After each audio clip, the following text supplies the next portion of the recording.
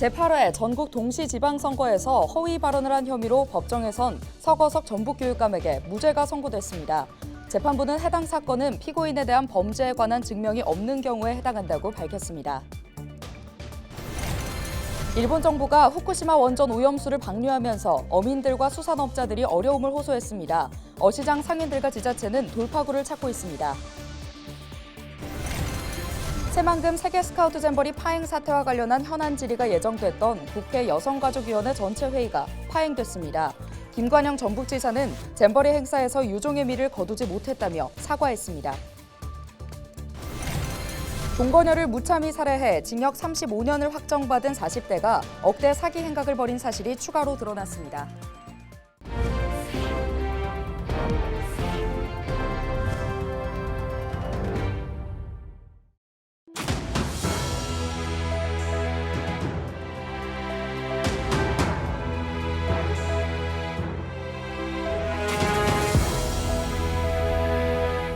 시청자 여러분 안녕하십니까? 헬로TV 전북뉴스입니다.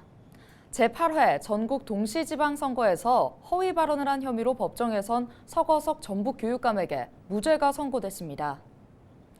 전주지법은 25일 지방교육자치에 관한 법률 위반 혐의로 기소된 서 교육감에게 무죄를 선고했습니다. 재판부는 해당 사건은 피고인에 대한 범죄에 관한 증명이 없는 경우에 해당한다고 밝혔습니다. 서 교육감은 지난해 지방선거 TV 토론회에서 전북대 총장 재직 당시 이귀재 교수를 폭행한 적 없다고 허위 발언한 혐의로 기소됐습니다. 폭행 피해자로 지목된 이 교수는 경찰 조사에서는 폭행이 있었다는 취지로 진술했으나 이후 공식 석상에서는 폭행을 당하지 않았다고 발언했습니다.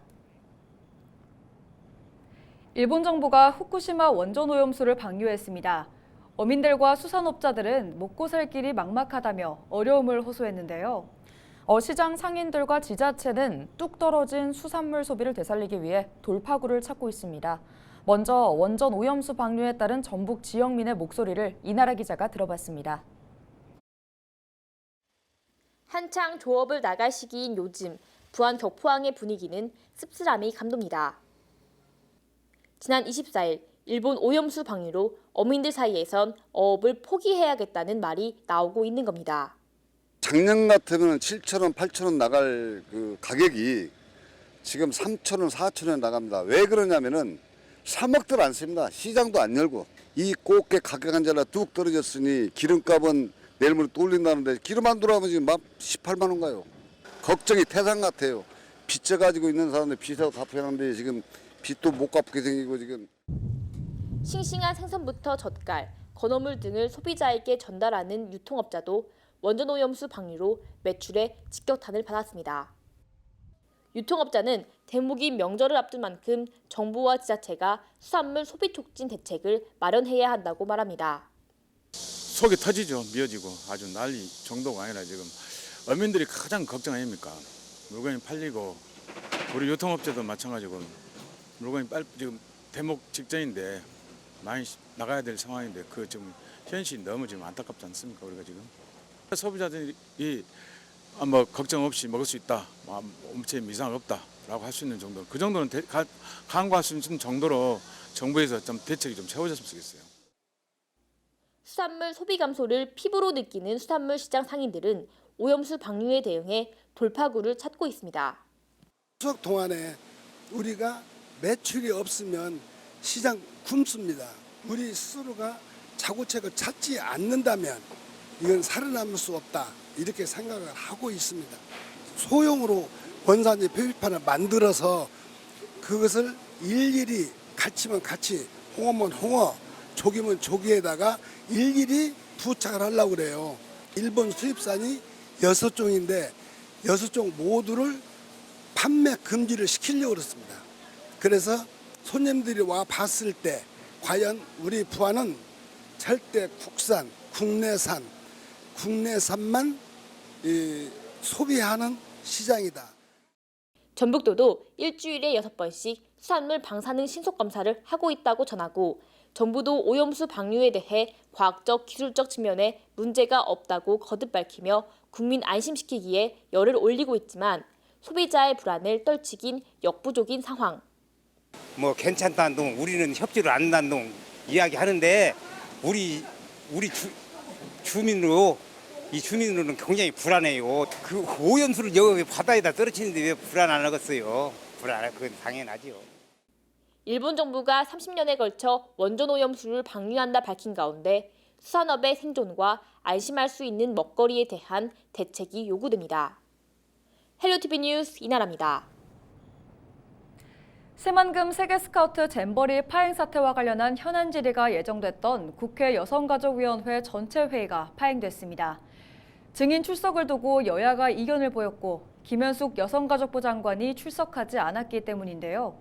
이날 전라북도의 입장을 밝히기 위해 국회를 찾은 김관현 전북도지사는 결국 발걸음을 돌려야 했습니다. 정명기 기자가 보도합니다.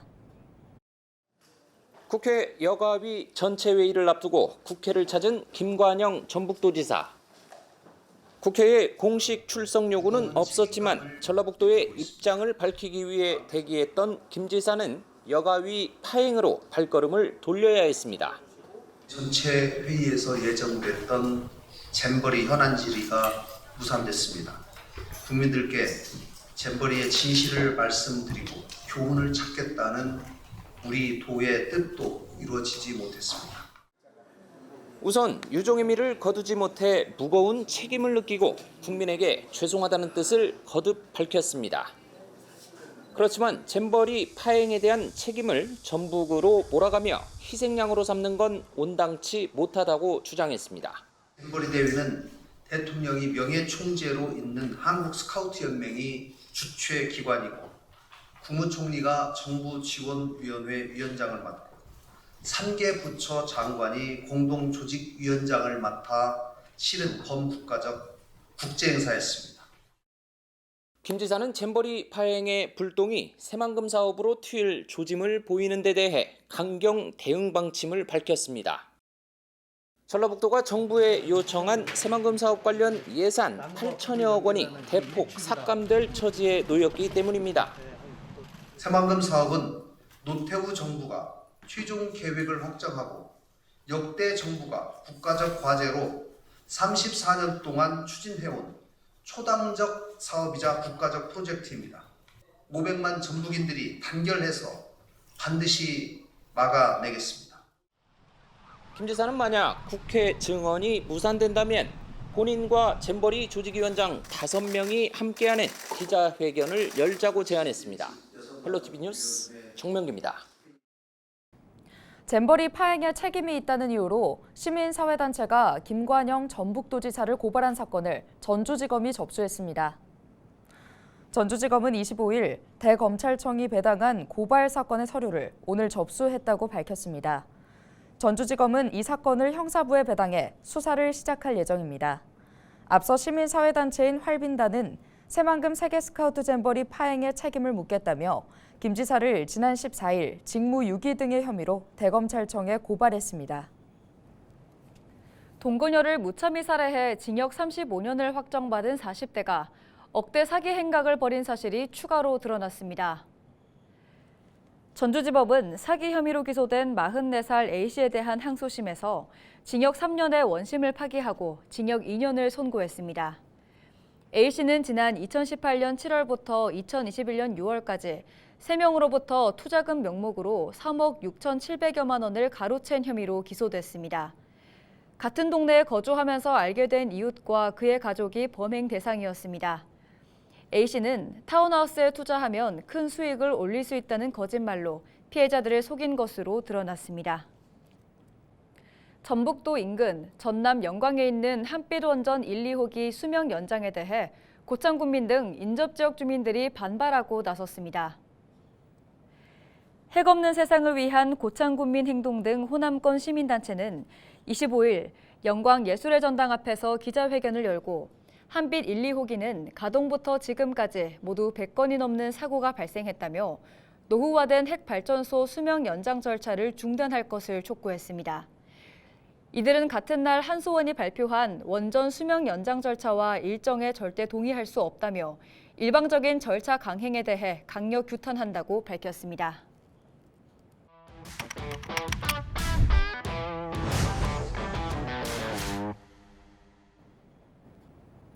이주혜 아나운서, 출출할 때 배달앱 자주 사용하시죠? 어떤 네. 앱 사용하세요? 저는 예전에는 자주 시켜 먹었는데 아무래도 배달앱 수수료가 소상공인들에게 큰 부담이 된다고 하더라고요. 그렇죠. 그래서 요즘엔 직접 가서 먹고 있습니다. 네, 그래서 지자체가 착한 수수료를 보기로 잇따라 공공배달앱을 출시하고 있는데요. 정작 사용하는 사람이 별로 없다고 합니다. 어떤 상황인지 김수아 기자가 뉴스토리에서 짚어봤습니다. 배고프고 출출할 때 배달앱 많이 찾으시죠?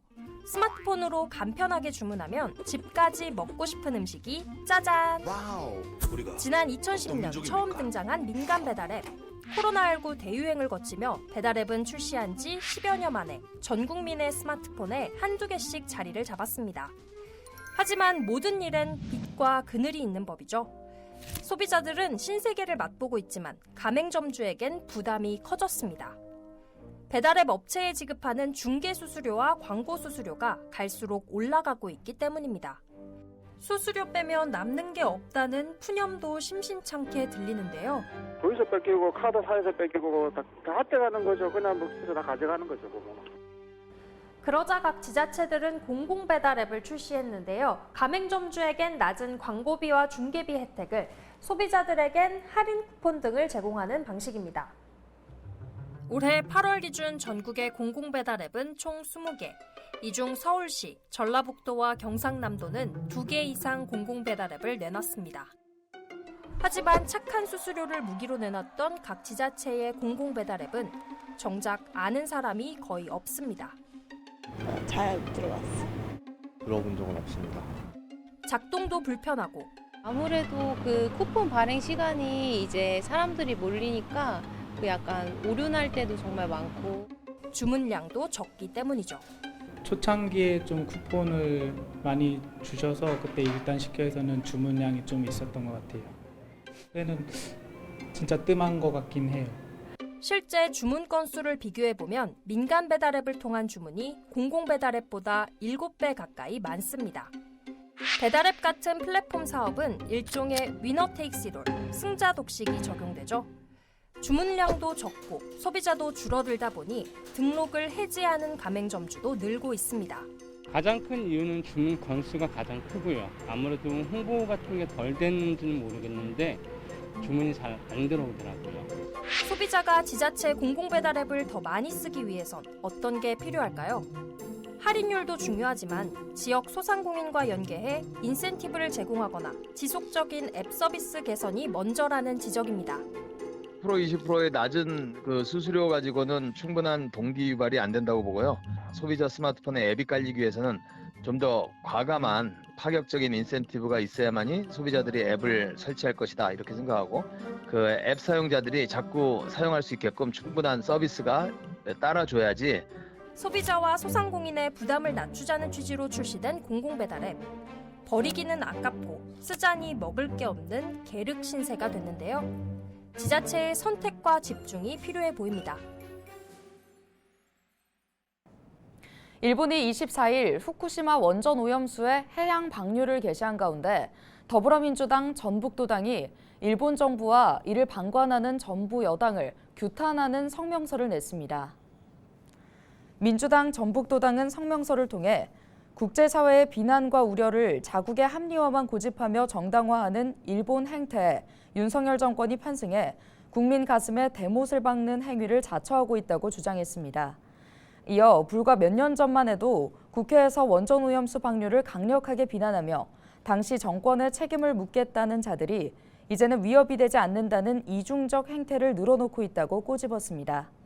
그러면서 국민의 안전을 위협하는 일본 정부와 이를 방관하는 윤석열 정권, 국민의힘 행태를 강력히 규탄한다고 밝혔습니다. 조배수 국민의힘 전북도당 위원장이 오는 30일 도당 당사에서 취임식을 엽니다. 이후 카이스트 원자력 양자공학과 교수를 초청해 일본 후쿠시마 처리수 진실과 괴담을 주제로 한 당원 교육을 이어갑니다. 국민의힘은 총선 승리를 통해 정부 여당과 소통 창구를 확대하고 전북 발전이 원활하게 이루어질 수 있도록 노력하겠다고 밝혔습니다.